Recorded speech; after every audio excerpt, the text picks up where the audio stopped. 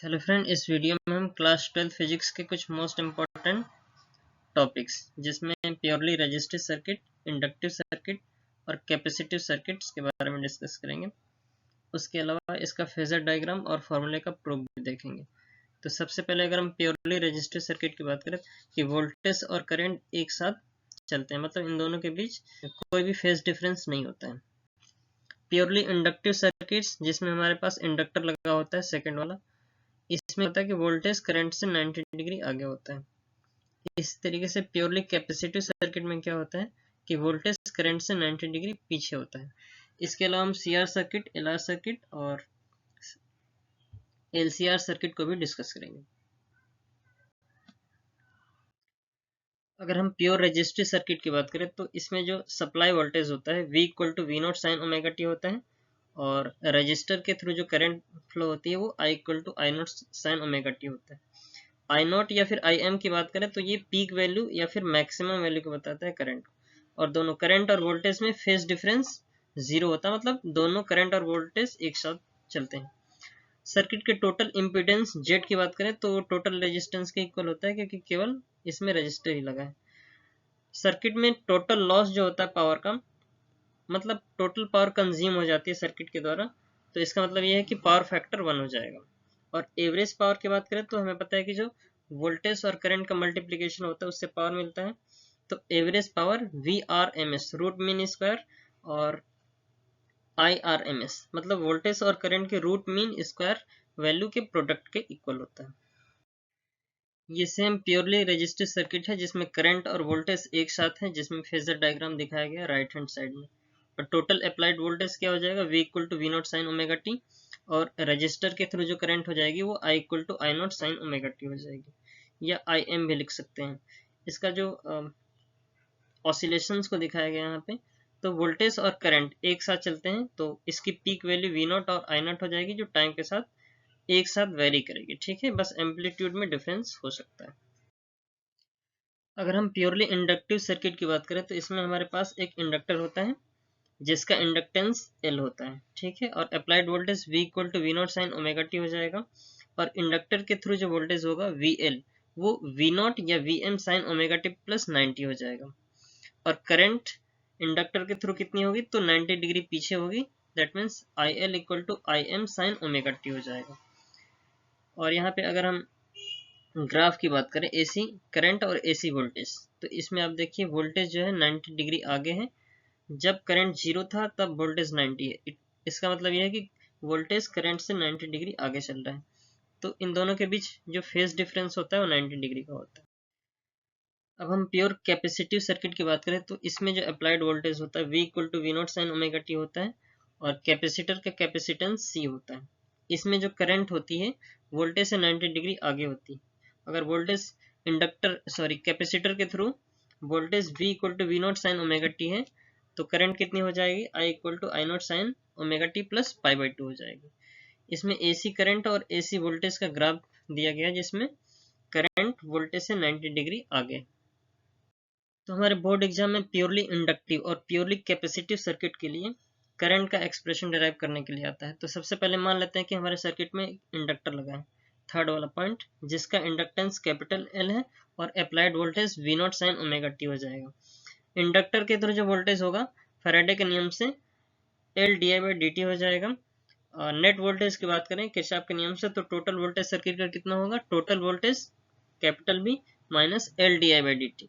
Inductor में current opposite होती है इसीलिए माइनस साइन आ जाएगा, तो total voltage V equal to L D I by D T हो जाएगा। ठीक है, V के प्लेस पे V naught sine omega T रख सकते हैं और L D I by D T हो जाएगा। डी आई की वैल्यू निकालेंगे तो D T right hand side में शिफ्ट हो जाएगा और L से डिवाइड हो जाएगा, तो D I equal to V not upon L, और साइन ओमेगा टी का इंटीग्रेशन कितना हो जाएगा, माइनस साइन के साथ कॉस ओमेगा टी, अपॉन में जो कांस्टेंट होता है वो नीचे आ जाता है डिनोमिनेटर में। ठीक है, तो I equal to V not upon omega L हो जाएगा, और कॉस को हम क्या लिख सकते हैं, साइन 90 माइनस थीटा लिख सकते हैं। ठीक है, तो I equal to I not sine omega T minus pi by 2 हो जाएगा। यहाँ पे V not upon omega L है, ये आई नॉट में ट्रांसफॉर्म हो जाएगा क्योंकि एक्सएल इक्वल टू क्या होता है, ओमेगा L होता है। एक्सएल का मतलब इंडक्टर का इंडक्टेंस होता है, ठीक है। और एक्सएल की वैल्यू 2 पाई एफएल होती है। अगर करंट और वोल्टेज में ग्राफ की बात करें तो आप देखिए इसमें जो वोल्टेज है 90 डिग्री करंट से आगे, जब करंट 0 था तब वोल्टेज 90 है। इस तरीके से इसका फेजर डायग्राम भी रिप्रेजेंट कर सकते हैं कि वोल्टेज करंट से 90 डिग्री आगे होता है। फर्स्ट वाले डायग्राम से भी रिप्रेजेंट कर सकते हैं और दूसरे वाले से भी वोल्टेज करंट से 90 डिग्री आगे है, और दोनों तरीके से हम रिप्रेजेंट कर सकते हैं। अगर हम प्योर कैपेसिटिव सर्किट की बात करें तो मान लेते हैं कि सर्किट का कैपेसिटेंस कैपिटल सी है, ठीक है। कैपेसिटर को बेसिकली कैपिटल सी से रिप्रेजेंट करते हैं और इंडक्टर को कैपिटल एल से रिप्रेजेंट करते हैं। इसका जो इंडक्टेंस होता है वो एक्सएल होता है, ठीक उसी तरीके से कैपेसिटर का जो कैपेसिटेंस होता है एक्स सी होता है, उसको एक्सी से रिप्रेजेंट करते हैं। Total voltage applied voltage V equal to V not sine omega T होता है। अगर टोटल चार्ज का फ्लो C है और तो वोल्टेज कितना आ जाएगा, Q अपॉन C आ जाएगा, ठीक है। यहाँ से Q equal to C into V हो जाएगा और V के प्लेस पे V not sine omega T रख देंगे तो यहाँ से Q की वैल्यू आ जाएगी C V not sine omega T, ठीक है। अगर हम करंट की वैल्यू चाहिए तो हमें पता है करंट जो होता है चार्ज का फ्लो होता है टाइम के रेस्पेक्ट में ना। करंट क्या होता है, rate of charge of flow, charge का जो फ्लो होता है टाइम के रेस्पेक्ट में उसी से करंट बनता है। तो I equal to D Q by D T लिख सकते हैं। Q के प्लेस पे C V not sine omega T रख सकते हैं और सी वी नॉट को बाहर ले सकते हैं, ठीक है, कांस्टेंट है। और साइन का डिफरेंशिएशन कॉस ओमेगा टी हो जाएगा और V not upon omega C को 1 अपॉन ओमेगा सी लिख सकते हैं और 1 अपॉन ओमेगा सी क्या होता है, एक्सी होता है। तो वी नॉट अपॉन में एक्सी करंट बन जाएगा, मैक्सिमम करंट जो होती है पीक वैल्यू करंट की आई नॉट होती है। तो I equal to I not sine omega T plus pi by 2 हो जाएगा, ठीक है। तो यहाँ से अगर हम करंट और वोल्टेज का ग्राफ देखें तो इसमें देखिए जो करंट है, करंट वोल्टेज से 90 डिग्री आगे है, ठीक है। तो करंट हमेशा वोल्टेज से 90 डिग्री आगे होता है कैपेसिटर में, जबकि इंडक्टर में वो पीछे होता है, ठीक है। तो नीचे फेजर डायग्राम है और ये इसका ग्राफ होता है। आई नॉट की value V not upon XC हो जाएगी और V not upon 1 upon omega C. तो यहाँ से जो वैल्यूज हैं आई नॉट की रख सकते हैं। अब हम एल आर सर्किट की बात करें तो इसमें हमारे पास एक इंडक्टर लगा होता है जिसका वोल्टेज वी एल और एक रेजिस्टर लगा होता है जिसका वोल्टेज वी आर होता है। Total applied voltage V equal to V not sine omega T होता है। और एल आर सर्किट में फेजर डायग्राम की बात करें तो इसमें देखिए करंट और वोल्टेज, रजिस्टर के थ्रू जो वोल्टेज है और करंट दोनों एक साथ चलते हैं, जबकि इंडक्टर के थ्रू जो वोल्टेज होता है वो करंट से 90 डिग्री आगे होता है। और यहाँ O टू D ये वाला जो वोल्टेज है ये टोटल रिजल्टेंट वोल्टेज हो जाएगा, ठीक है। तो टोटल रिजल्टेंट वोल्टेज और इनिशियल करंट और वोल्टेज अक्रॉस रेजिस्टेंस के बीच में फेज डिफरेंस 5 होता है। फिर उसके बाद एलसी सर्किट की बात करें तो सेम तरीके से applied voltage we not sine omega T हो जाएगा और इंडक्टर का इंडक्टेंस एल और कैपेसिटर का कैपेसिटेंस सी हो जाएगा, ठीक है। अप्लाइड वोल्टेज वी एल और वी सी हो जाएगा। इस तरीके से अगर फेजर डायग्राम की बात करें तो रजिस्टर के थ्रू जो वोल्टेज है और करंट है ये दोनों सेम फेज पे होते हैं, 0 डिग्री का एंगल होता है, ठीक है। और जो रिजल्टेंट वोल्टेज होता है इनके बीच 5 फेज डिफरेंस होता है। तो अगर हमारे पास इंडक्टर और कैपेसिटर दोनों लगे हैं तो उसमें inductor total inductive voltage VL minus VC करके निकाला जाता है।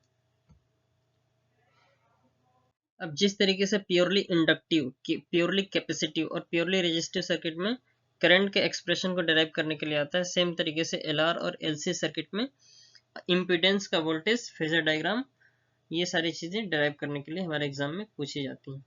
तो सबसे पहले LR सर्किट की बात करें तो इसमें applied voltage V equal to V not sine omega T हो जाएगा और इंडक्टर के थ्रू वोल्टेज मान लेते हैं VL है और रजिस्टर के थ्रू जो वोल्टेज है VR है। VR और I जो करंट होता है और रजिस्टर के थ्रू जो वोल्टेज होता है वो सेम फेज में होते हैं, लेकिन जो इंडक्टर के थ्रू जो वोल्टेज होता है वो करंट से 90 डिग्री आगे होता है। टोटल वोल्टेज, रिजल्टेंट वोल्टेज की बात करें तो इनिशियल करंट और रजिस्टर के थ्रू जो वोल्टेज है उसमें फेज डिफरेंस 5 होता है। तो अगर टोटल वोल्टेज की बात करें तो ये एक तरीके से हम यहाँ पे वेक्टर मैथमेटिक्स को अप्लाई कर सकते हैं। तो टोटल रिजल्टेंट वोल्टेज कितना आएगा, V square equal to V R square plus V L square हो जाएगा।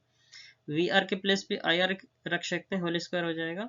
इसी तरीके से VL के प्लेस पे IXL हो जाएगा, IXL का होल स्क्वायर। आई स्क्वायर को कॉमन कर लेंगे तो R square plus XL square हो जाएगा।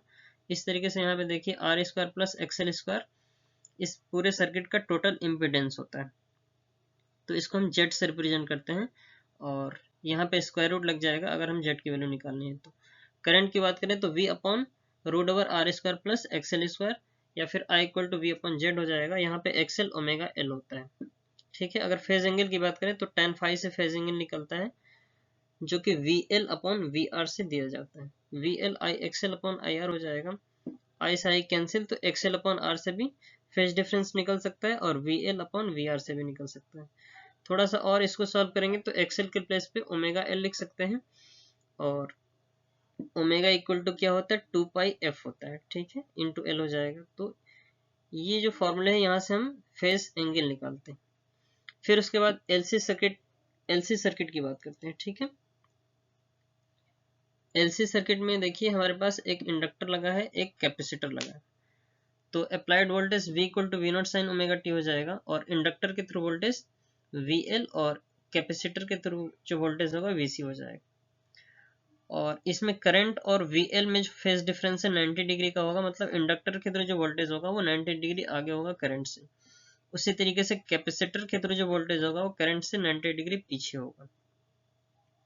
तो इस केस में अगर हम टोटल वोल्टेज की बात करें तो VL माइनस VC हो जाएगा, ठीक है। अगर दो वोल्टेज 180 डिग्री के एंगल पे होते हैं, जो वोल्टेज ज़्यादा होता है उसी डायरेक्शन में उसका रिजल्टेंट बनता है, तो V equal to VL minus VC हो जाएगा। अब VL और VC की वैल्यूज रख देंगे, IXL IXC हो जाएगा, ठीक है। I कॉमन करेंगे तो XL माइनस XC और XL के प्लेस पे ओमेगा L लिख सकते हैं, XC के प्लेस पे 1 अपॉन ओमेगा C लिख सकते हैं, क्योंकि XL क्या होता है ओमेगा L होता है, XC 1 अपॉन ओमेगा C होता है। अगर हम यहाँ से वोल्टेज को करंट से डिवाइड करेंगे तो XL माइनस XC लिख सकते हैं, तो XL माइनस XC क्या हो जाएगा पूरे सर्किट का टोटल इम्पीडेंस हो जाएगा, ठीक है। इसमें तीन कंडीशन बनती है, अगर इंडक्टर के थ्रू जो वोल्टेज है कैपेसिटर से ज़्यादा है तो उस केस में सर्किट प्योरली इंडक्टिव हो जाएगा, एक इंडक्टर की तरह बिहेव करेगा। दूसरे केस में क्या है, अगर कैपेसिटर के थ्रू जो वोल्टेज है वो ज़्यादा है तो सर्किट प्योरली कैपेसिटिव हो जाएगा। अगर दोनों वोल्टेज बराबर है तीसरे केस में तो टोटल इम्पीडेंस यहाँ पे क्या हो जाएगा 0 हो जाएगा, ठीक है। तो एक तरीके से ये इलेक्ट्रिकल रेजोनेंस की कंडीशन बन जाती है। तो हमारे एग्जाम में क्वेश्चन आता है कि रेजोनेंस की कंडीशन क्या है, तो उस केस में हमारे पास XL XC के इक्वल हो जाता है, omega L equal to 1 upon omega C हो जाएगा, omega square equal to 1 upon LC हो जाएगा। ओमेगा के प्लेस पे 2 पाई F लिख सकते हैं और स्क्वायर को राइट हैंड में करेंगे तो 1 अपॉन रूट लग जाएगा, ठीक है। तो F equal to 1 upon 2 pi root over LC हो जाएगा। तो ये रेजोनेंट फ्रीक्वेंसी का एक्सप्रेशन। तो इसी सर्किट के थ्रू हम क्या करते हैं, मैक्सवेल के प्रिंसिपल का वेरिफिकेशन करते हैं, मतलब इलेक्ट्रोमैग्नेटिक जो वेव बनती हैं हमारे LC सर्किट से ही बनती हैं, ठीक है। इसमें हमारे पास LC ऑसिलेटर होता है, एक्सटर्नल एनर्जी सोर्स होना चाहिए जिसमें हमारे पास एक बैटरी जो सर्किट के थ्रू जुड़ा होना चाहिए और एक ट्रांसमिशन लाइन होना चाहिए और उसके बाद जो कि डाइपोल एंटीना से जुड़ा होता है, ठीक है। तो सोर्स ऑफ इलेक्ट्रोमैग्नेटिक वेव जो होता है वो LC ऑसिलेटर ही होता है, यहाँ से हम इलेक्ट्रोमैग्नेटिक वेव को जनरेट करते हैं। So according to Maxwell principle of electromagnetism, accelerated charged particle which produces variable electric and magnetic field radiates electromagnetic wave। तो इस सर्किट में क्या होता है, बेसिकली चार्ज का ऑसिलेशंस होता है, एक तरीके से एक्सेलरेशन होता है, कम ज़्यादा इस तरीके से चार्ज का कैपेसिटर पे स्टोर होता है, फिर से वो इंडक्टर के थ्रू कम हो जाता है। तो इंडक्टर के थ्रू चार्ज का कम होना, फिर कैपेसिटर के थ्रू चार्ज का बढ़ना, स्टोर होना, इस तरीके का जो प्रोसेस होता है इसी को हम LC ऑसिलेशंस बोलते हैं। और इस सर्किट के थ्रू इस अरेंजमेंट से इलेक्ट्रोमैग्नेटिक वेव जनरेट हो जाती है, ठीक है। एक सिक्स्थ वाला और पॉइंट है, LC सर्किट दिया है, इसको भी देख लेते हैं, जिसमें C कैपेसिटर और रजिस्टर लगा हुआ है, ठीक है।